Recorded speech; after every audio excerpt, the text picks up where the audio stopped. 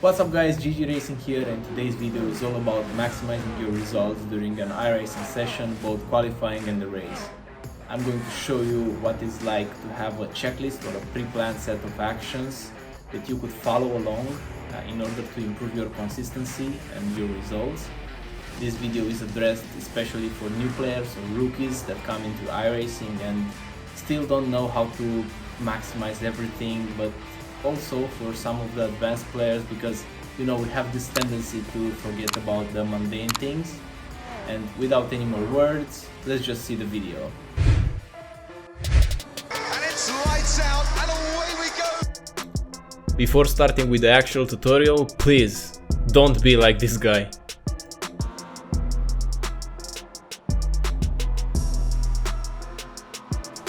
What are you doing?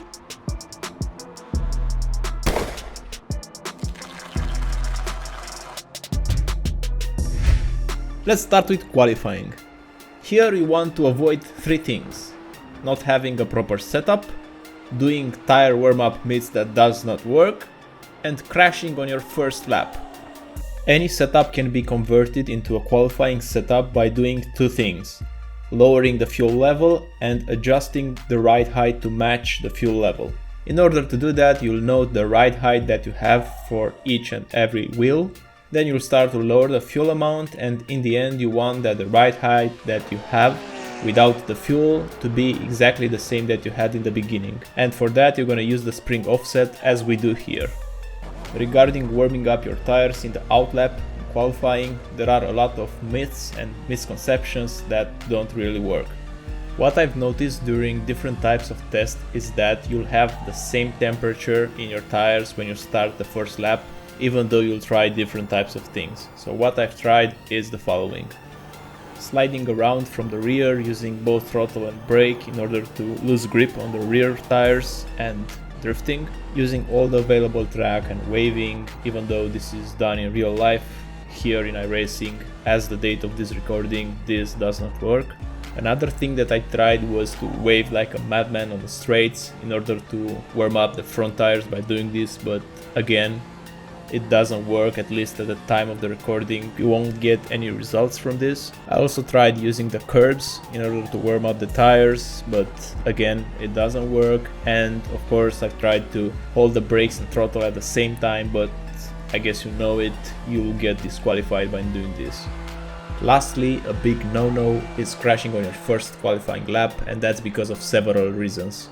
Because of the fact that you can't properly warm up your tires in qualifying, you'll need the first lap in order to do that, and if you crash, well, you'll have just one lap to set your time, so your tires won't be up to the best temperature.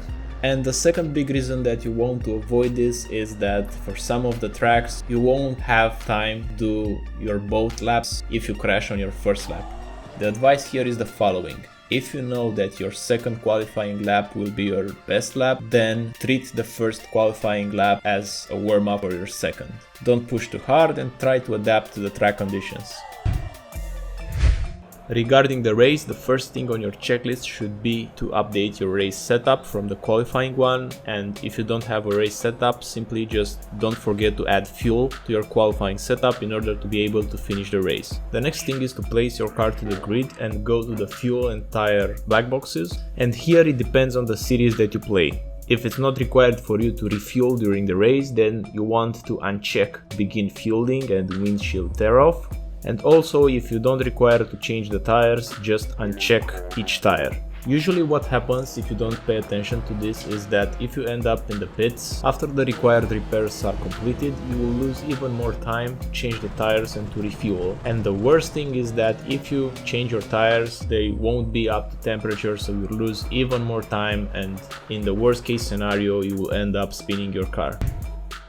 Moving on to our list, the next big mistake that you'll see in races is forcing overtakes in places where your safety will depend a lot on the actions of the other driver. As you see in the clips here, it gets really ugly more often than not. But I'm not here to tell you to never do this. Instead, try to study your opponent before doing such a move. See if you can trust him and race side by side in these tricky corners. Sometimes it's just better to put a pressure and just stick your nose in, but don't fully commit to the move. The pressure will build up and he eventually will do a mistake, leading to an easier and safer overtake.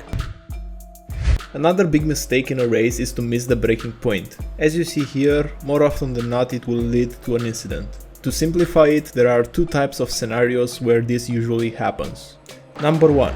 Braking late when you're behind someone. If you have the benefit of slipstream, naturally your speed will be higher than your usual speed. As a result, you'll need to brake a bit earlier than usual. The second case is the moment when you have a car behind you.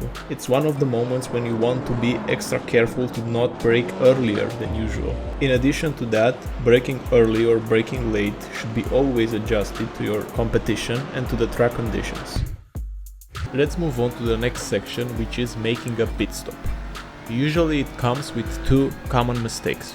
Mistake number 1 is exceeding the maximum allowed speed while entering the pits and forgetting to engage the pit limiter. This will end up with either a drive-through or a time penalty that must be served into the pits. So you really need to pay attention to this because it could easily mess up your race big time. The second problem that you must think ahead of time is when to choose the pit window. Ideally, you don't want to be caught in traffic after you complete your pit stop. In most of the cases, if you pit early, you will end up in traffic and it will mess up your lap times. As a rule of thumb, you want to pit as late as you can without running out of fuel.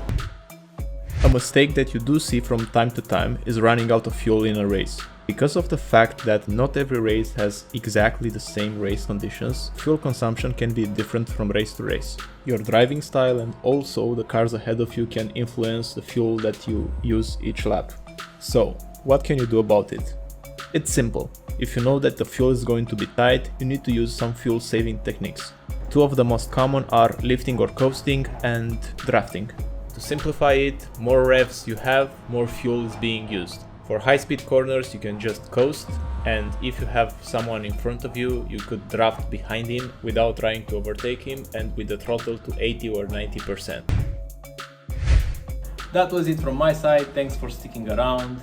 If you liked the video, please feel free to subscribe, we really appreciate it. And also, if you have any more ideas of what you would like to see on this channel, you could type a comment on the comment section below. But until then, I'm out. Bye.